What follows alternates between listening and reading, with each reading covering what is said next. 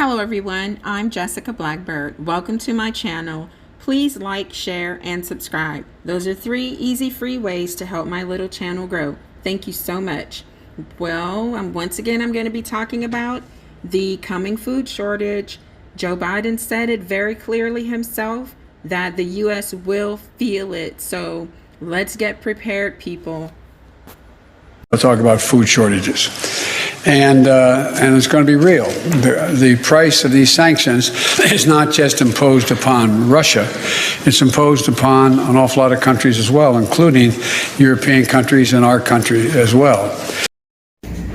According to the New York Post, record diesel prices could lead to food shortages, and U.S. farmers warn. Well, we've been hearing about the food shortages coming.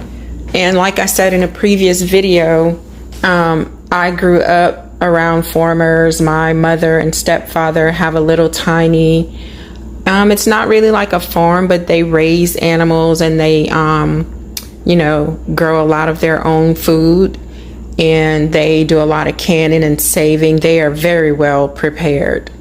But, all of the people that I know who actually farm for a living and to supply for their own families, they're all really afraid right now. Some people have had to shut down selling, like raising cattle and selling that. And they have sold off whatever they could and kept just enough to supply food for their families. It's going on everywhere in this country. And not only the war in Ukraine is causing this, but the heat. There are droughts all over. There's drought all over the United States. And where there is not drought, they're getting too much rain for their crops. So global warming is like really showing its ass right now, you guys. We all have to be prepared. Please, like I said before, start buying non-perishables. Everything is increasing in price. So get whatever you can now. Put it off aside, because in a little while, we may not be able to afford the little things that we used to be able to afford. Like for instance, there are canned products like canned chicken breast that used to be $4 and it's $8 now. It's doubled. At Sam's, it tripled where I'm from. So we're seeing prices go up like crazy. Just start now if you can, you guys. I know not everybody can, but maybe once a week, go in, get a few non-perishables and put them on to the side for when we really, really, really need. That's what we're doing. But let me get back to this article. Record-setting prices on diesel fuel, coupled with soaring inflation and the ongoing war in Ukraine, could lead to food shortages in the U.S., farmers warned. For so long, we've enjoyed lots of food in this country, so we've never, ever faced a food shortage. And I think that's coming in the coming months.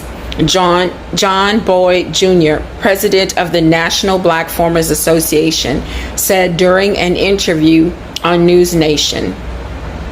Average diesel prices in the U.S. Monday reached $5.70 per gallon, representing a $2.40 increase compared to the same period last year. Okay, you guys, I read this morning. I read it before, but this morning I read another article about diesel shortages on the East Coast. And you think that the East Coast isn't going to cause our prices all over the country. I live in the South. Everything's going to go up. Everything, because of the cost of diesel. These people who are running their equipment on farms, most of that heavy equipment uses diesel. So, of course, as the gas prices go up, so will everything else, not just food. But everything that those trucks transport is going to go up, and we are seeing evidence of that every single day. Back to the article. Farmers disproportionately rely on diesel to fuel their tractors and other heavy machinery used to plant and harvest crops, burning up thousands of gallons a month, depending on the size of their operation. Feeling the pinch at the pump, farmers can decide to stop planting certain crops to save money on fuel, which in turn could result in higher food prices and even food shortages. See, it all depends on the price of diesel. During this week's hearing on inflation held by the Pennsylvania House Republican Policy Committee, Kyle Kotzmoyer, a legislative affairs specialist for the Pennsylvania Farm Bureau, offered a bleak outlook, describing the current situation on local farms as teetering on the edge, reported the Morning Call. If the farmers cannot get crops out of the ground, then there's not food on the shelves, the Farm Bureau aide explained. In Pennsylvania, average diesel prices today were $6.19 a gallon, up 75% compared to last year, AAA reported. Kotzmoyer said he has already heard of farmers opting to plant hay instead of corn or beans because it is more economical. So that's another thing that I read, and I was also told by a family member who has a farm that hay will feed your cattle, your horses will eat hay. It is better, and they're slowing down. They're not selling their animals. They've sold off what they could, and the rest is to keep for their families. So the hay is better. It's more economical. Boyd, the head of the National Black Farmers Association, explained on News Nation that food staples like corn syrup, and soybeans, which farmers produce daily, help, but put other products on grocery store shelves, including dairy, eggs, and meat. If farmers cannot afford to fuel their tractors to harvest their crops, which are vital to food production, shortages will follow.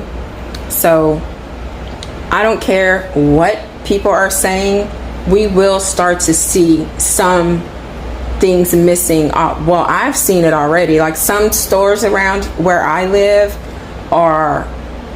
they're pulling things forward, but if you look behind those one or two in the front, there's nothing. There's actually large spaces missing. And it's not every store, but there's a few of them around here. Like I went to one Walmart and they had everything that I needed. I didn't see any, missing products. And the next week I went to the next little town over and couldn't find anything. It was scary. There were no avocados. There was no lettuce.